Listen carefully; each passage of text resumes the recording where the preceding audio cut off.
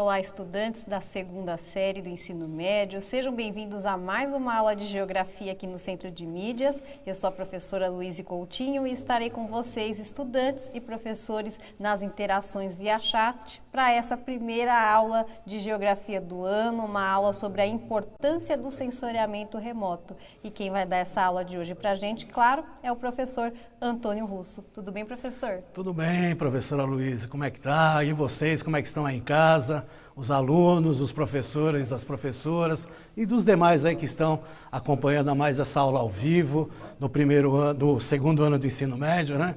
É que a retomada, né, da aula é do primeiro ano, a habilidade é do primeiro ano, a gente acaba confundindo. Até pedir desculpas aí para quem viu aí as chamadas, né? E acabamos chamando uma outra aula, mas essa é a aula que é da retomada aí, que fala sobre o sensoriamento remoto que vocês já tiveram o ano passado. E a habilidade que nós vamos ver aí, a professora vai estar falando para vocês. É isso aí. Então vai aparecer na tela para vocês agora os conteúdos e a habilidade que a gente vai trabalhar. Como o professor Antônio Russo disse, é uma habilidade de retomada da primeira série do ensino médio. Vamos conferir.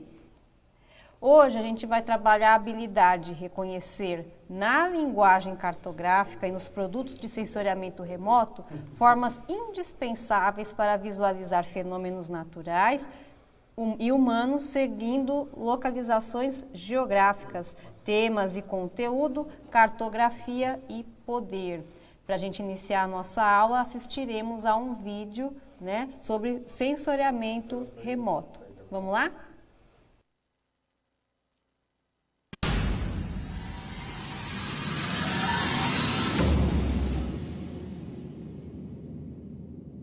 Olá, meu nome é Luiz Guarino e agora vamos entender um pouco mais sobre sensoriamento remoto. O termo sensoriamento se refere à obtenção de dados e o termo remoto significa a obtenção desses dados à distância, ou seja, o sensor não tem contato físico com o objeto ou a área sensoriada. O Brasil é campeão mundial em incidência de raios. No nosso país caem mais de 50 milhões de raios por ano. E a explicação é geográfica. É o maior país da zona tropical do planeta. Área central, onde o clima é mais quente e, portanto, mais favorável à formação de tempestades e de raios. A partir da Estação Espacial Internacional, a ISS, que encontra-se em órbita baixa, entre 340 e 353 quilômetros de altitude, é possível observar fenômenos que acontecem na Terra. Neste vídeo, podemos ver uma tempestade observada a partir da ISS. A ISS é um laboratório espacial completamente concluído, cuja montagem em órbita começou em 1998 e acabou oficialmente em 8 de junho de 2011 na missão STS-135. Você sabia que a ISS pode ser vista da Terra a olho nu? Acesse este site que aparece no vídeo e verifique quando a ISS passará por sua cidade. Subindo um pouco mais, a aproximadamente 36 mil quilômetros de altitude, estão os satélites geoestacionários. O sistema de imageamento através desse tipo de satélite é fundamental para a meteorologia mundial. Atualmente, 2 satélites GOES, leste e oeste, e um satélite Meteosat, realizam o imageamento de toda a Terra, sendo que cada um desses satélites é capaz de visualizar cerca de 1/3 da superfície terrestre. A América do Sul é monitorada pelo GOES Leste, responsável pela geração a cada 30 minutos de imagens meteorológicas, disponibilizadas diariamente na internet pelo CPTEC-INPE. Neste vídeo, podemos ver a simulação da órbita de um satélite realizando o imageamento da superfície terrestre. As informações obtidas pelo satélite são processadas e imagens como estas são produzidas. Através de um filtro na frente do sensor do satélite, é possível medir a radiação em comprimentos de onda específicos. Dessa maneira, temos basicamente imagens do canal visível, infravermelho e vapor d'água. Através dessas imagens, é possível detectar os tipos de nuvens, a movimentação dos sistemas convectivos, a temperatura no topo das nuvens, a formação de tempestades, entre outros. Um outro importante instrumento usado para localização e previsão de precipitações é o radar meteorológico. Este tipo de radar é um instrumento capaz de detectar o movimento das gotículas de chuva, além da intensidade da precipitação.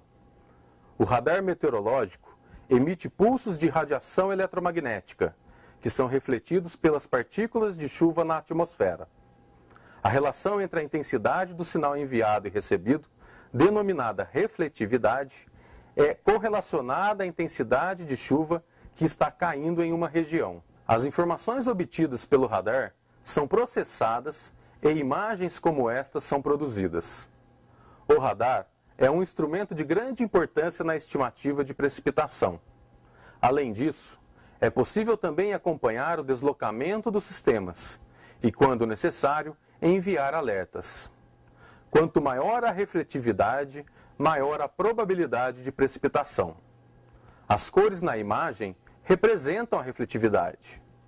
A cor amarela representa maior refletividade, a verde menor e a azul menor ainda.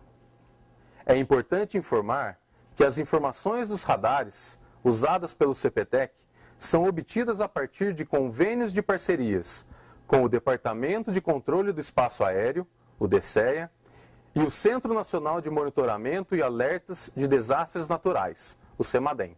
Diversas são as aplicações de sensoriamento remoto, onde imagens de satélite e de radares meteorológicos são utilizadas. Em meteorologia, são utilizados na previsão do tempo e clima, acompanhamento de mudanças atmosféricas, controle de poluentes, medição de efeito estufa, monitoramento de áreas florestais para detecção de queimadas e outras formas de desmatamento. Na defesa civil, são usadas para previsão de catástrofes naturais que permitem a tomada de medidas preventivas.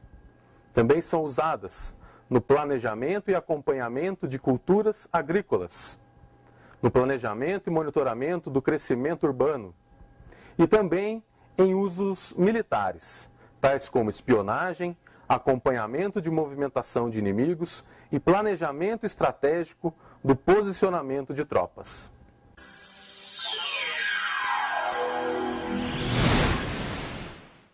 Bom, vocês viram aí no vídeo, né, a importância dessa utilização do sensoriamento remoto, né, tanto para a área civil como para a área militar.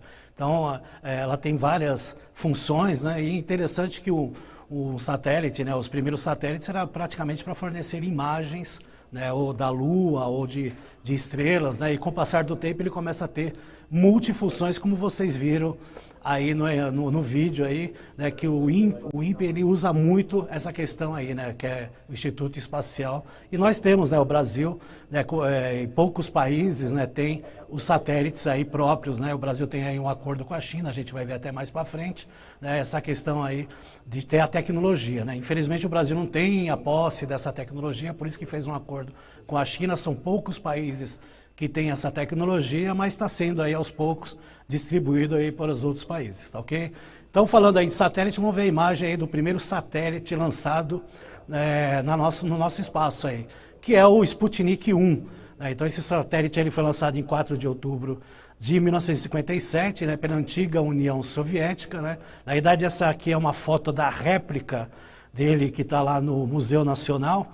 E ele mostra bem simples, né, o satélite. Se a gente for fazer uma comparação que temos aí dos satélites de hoje, né, esse satélite aí ele é bem simples porque praticamente ele teria que dar informações aí para a Terra de imagens bem, né, pouco nítidas até na realidade, mas era mais um experimento. E assim, também para mostrar, né, para os Estados Unidos, porque tem que lembrar que houve aí a corrida espacial entre Estados Unidos e União Soviética, e mostrar aí que a União Soviética tinha um poderio tecnológico, principalmente nessa questão espacial, né? Tem que lembrar que sempre a União Soviética e Estados Unidos, essa questão aí das ideologias econômicas entre esses dois países, faziam que eles tinham tanta corrida espacial, né, como as outras relações que ele tinha, né, no decorrer aí dessa Guerra Fria que era intitulada nessa época. Nós também tivemos o Sputnik 2, né, que teve a importância aí de ter levado o primeiro ser vivo no espaço aqui no Brasil, que foi a cadela Laika, né, e depois teve outros Sputniks aí nesses experimentos, no decorrer aí da União Soviética, né, lançando aí tanto satélites, como também foguetes, como também Estados Unidos e depois outros países aí, tá certo? Tem uma imagem que é a próxima, que na realidade, ela mostra o satélite lançado aí pela NASA, que é a primeira foto que aparece na televisão, né, que é do satélite Tiro-Zoom, né, da Lua, né? Então é a primeira imagem que aparece isso na televisão, né, em branco e preto, em 1º de abril de 1960. Então é a primeira imagem, desculpa, da Terra, né, que aparece aí por satélite aí meteorológico, que é o TIROS-1, né? Então, vejam, esse satélite aí tem a função de mostrar aí a meteorologia, né? Lembrando que nesse período, né, não tinha as mesmas características do que tem hoje pelo avanço tecnológico que nós temos hoje, né? Então, na década de 60, quando você fazia uma previsão do tempo, era uma previsão do tempo que tinha mais ou menos uma margem de erro aí de 70%. Hoje a margem de erro aí é em torno de 10%, 15%, né? Tem a margem, mas é bem menor. E você tem aí um longo espaço aí para você ver a previsão do tempo. Você pode ver a previsão do tempo daqui 10 anos, 15 anos, lembrando que, né, é uma previsão, não é uma conclusão dos fatos, tá certo? Porque lembra que depende muito de aspectos aí, né, climáticos que nós temos aqui na Terra, tá certo? Na próxima imagem aí que a gente vai ver, fala aí sobre a questão do que é o sensoriamento remoto. Então acompanha aí na tela. Então, o sensoriamento remoto é a técnica de obtenção de informações acerca de um objeto, uma área ou um fenômeno localizado na Terra, sem que haja contato físico. As informações podem ser obtidas através de radiação eletromagnética, gerada por fontes naturais, que nós chamamos de sensor passivo, como o Sol, ou por fontes artificiais, que é o sensor ativo, como, por exemplo, o radar, que foi até mostrado no vídeo. São apresentadas na forma de imagens, sendo mais utilizadas atualmente aquelas captadas por sensores ópticos orbitais localizados em satélites. Então lembrando, o satélite praticamente no começo, né, do seu processo, no seu início, lá ele tinha função de gerar imagens para a Terra, e com o passar do tempo, né, com a tecnologia avançando, ele começa a ter outras funções aí. Então tinha satélites que tinha uma função, né, e hoje ele tem multifunções. Isso é logicamente com a modernização das tecnologias que nós utilizamos no nosso dia a dia. Vamos ver aí o que são aí satélites artificiais. Então vamos lá, acompanhe na tela. Os satélites artificiais são plataformas estruturadas para suportar o funcionamento de instrumentos de diversos tipos e por isso são equipados com sistemas de suprimento de energia, que aí é o painel solar, né, que converte a energia radiante do Sol em energia elétrica e armazena em baterias, de controle de temperatura, de estabilização, de transmissão de dados, etc. Então a gente observa a imagem, nós vamos ver, temos aí a antena, que é a antena de recepção, que ela recebe as informações do satélite, né, e a gente vê esse painel azul, é o painel solar, que capta energia solar para transformar em energia para manter, né, tanto o satélite na órbita da Terra, como também para dar essas informações aí. Então ele capta essas informações. E o tempo de duração de satélite varia muito, né, principalmente pela quantidade de baterias que ele carrega. Então ele pode durar 5 anos, ele pode durar 10 anos, ele pode durar 15 anos. Ele se desativa automaticamente e aí ele se transforma num lixo espacial, né? A quantidade de lixo espacial que nós temos na Terra também é fantástica, né, Luiz? Exatamente. Muitos satélites aí inutilizados ficam orbitando ali, né? E não tem uma utilidade, vira lixo mesmo. E o que fazer com esse lixo espacial? Exatamente. Né? Já é uma preocupação tanto da NASA como também de outras instituições aeroespaciais do mundo todo, né, do que fazer com esse lixo espacial, porque quando entra na gravidade da Terra, acaba atingindo, né, aqui, né, a grande parte ele acaba caindo nos oceanos, né, mas já chegou de ter casos aí de fragmentos de satélites, até de foguetes caírem, né, em territórios de superfície, né? Então é importante retratar isso, tudo bem? Na próxima tela aí a gente vai observar os que são os satélites de observação da Terra, tá? Então vamos lá. Os satélites de observação da Terra são plataformas com a estrutura básica citada anteriormente e que tem como instrumento principal um sistema sensor capaz de produzir imagens da superfície da Terra em várias bandas simultâneas. Nesse caso, o imagiador orbital funciona basicamente como a câmera digital, que analisamos e com as adaptações necessárias para gerar imagens em muitas bandas. Então, lembrando, a câmera não é uma câmera igual que a câmera não é a mesma câmera que nós utilizamos aí no nosso dia a dia. Ela acaba captando várias imagens, né, são até imagens abstratas com colorações diferentes, e aí o computador, né, no seu sistema, ele acaba, né, logicamente com um programa, ele acaba trazendo essa imagem e transformando naquela imagem que foi captada pelo satélite, ou uma imagem da Terra, ou uma imagem do espaço, tá certo? Então vamos ver aí na próxima tela aí como é que funciona. Então nós temos o satélite de sensoriamento remoto com sensor ativo. Então nós temos lá a atmosfera, nós temos lá o satélite na órbita da Terra e ele pegando imagens da Terra. Então ele pega as imagens de floresta, de pastagens, né, como mostra aí, depois ele passa para o computador em vários fragmentos de imagem e aí ele transporta e o software, né, o programa, ele acaba transformando nessa imagem que nós estamos observando aí na tela, tá certo? Então, não é uma foto simples que aparece, né, no original. Ele tem lá fragmentos de imagens, né, coloridas, né, de várias cores, e aí eles juntam e fazem essa relação aí da imagem natural, tá certo?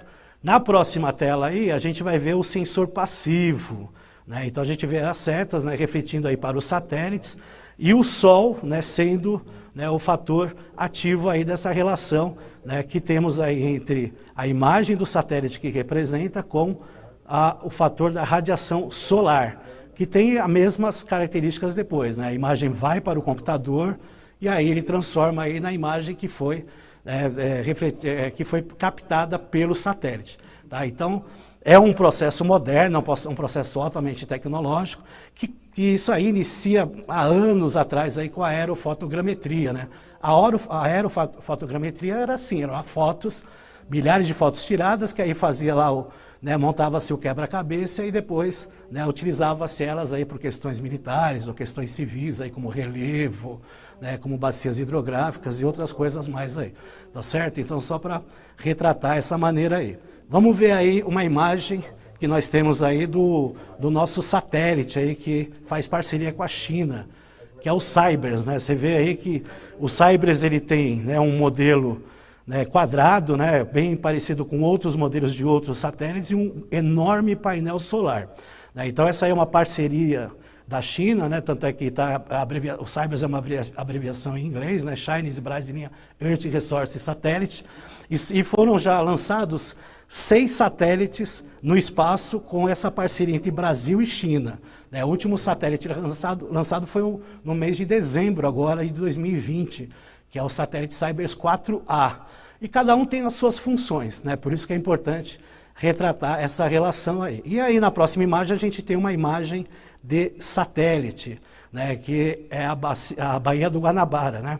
Então a gente vê uma imagem, né? Essa imagem é a imagem refletida aí pelo satélite, né? Que fez aí uma programação no computador e aí acabou aparecendo dessa maneira com uma coloração verde e a gente vê o relevo, né, acidentado numa cor mais escura, né? E no centro aí, né, a Baía do Guanabara aí lá no Rio de Janeiro. Tá certo, pessoal? Vamos ver aí uma atividade agora, professor? Exatamente. Vai aparecer a perguntinha na tela para vocês. Quem assistiu o vídeo e prestou bastante atenção vai responder facilmente. Cite alguns usos do sensoriamento remoto. Em 2 minutos a gente volta.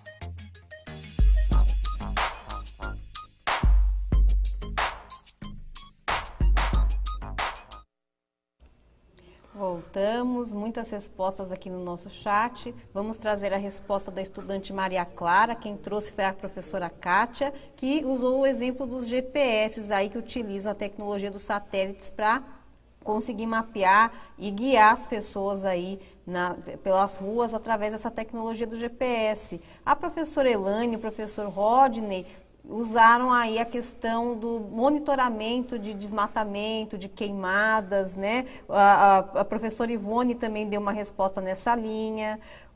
O professor Iberê falou do uso militar, né?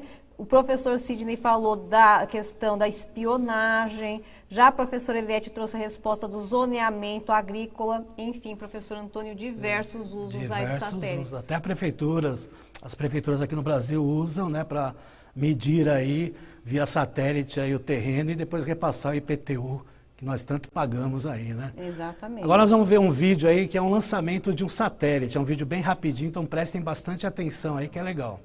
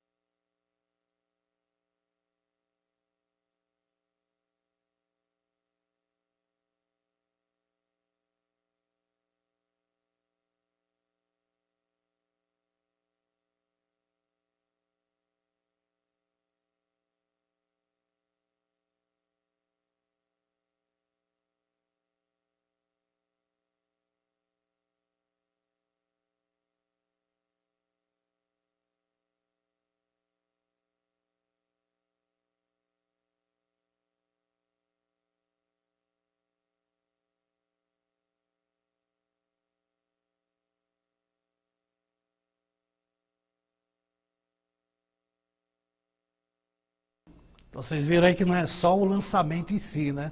Toda essa projeção aí, a abertura aí dos painéis solares, a aparição dos instrumentos que são utilizados, né? Então vejam que isso aí, né, leva muita tecnologia e valores bem altos. Por isso que são poucos os países que têm a tecnologia, né, de enviar, né, esses satélites aí para a órbita do planeta e também os foguetes, né?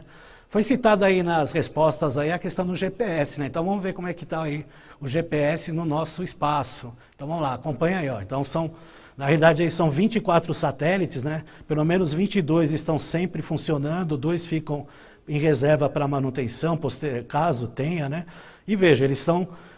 o GPS é o mais completo sistema de posicionamento de satélites que nós temos no planeta, porque ele pega toda a órbita do planeta.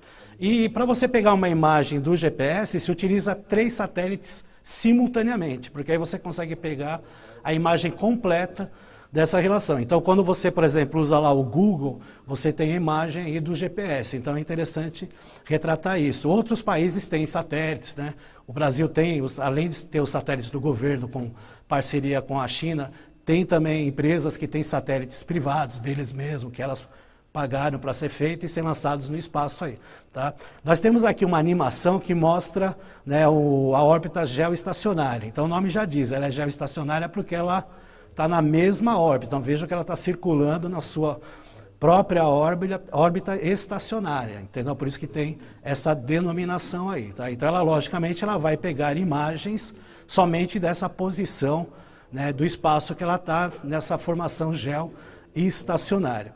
Na próxima imagem, aí você vai ver, né, o que a gente falou aí do lixo espacial, né, a quantidade de satélites que nós temos aí, né, no entorno aí do planeta, né, na relação espacial. Então são vários satélites, né, então está mostrando só alguns aí, né? Mas tem o Landsat 7, que é um dos mais importantes que nós temos aí no planeta, né? Tem o próprio GPS aparece aí também, né? Então são vários satélites que, logicamente, têm identidades e parcerias com vários países aí, né? Ou é da Europeia, ou é China, ou é da Índia, né? A parceria da China com o Brasil e outros países que nós temos aí mundo afora, tá? Nós vamos ter agora uma outra observação aí, rapidinho aí de 1 minuto, então observem rápido a imagem, vamos lá.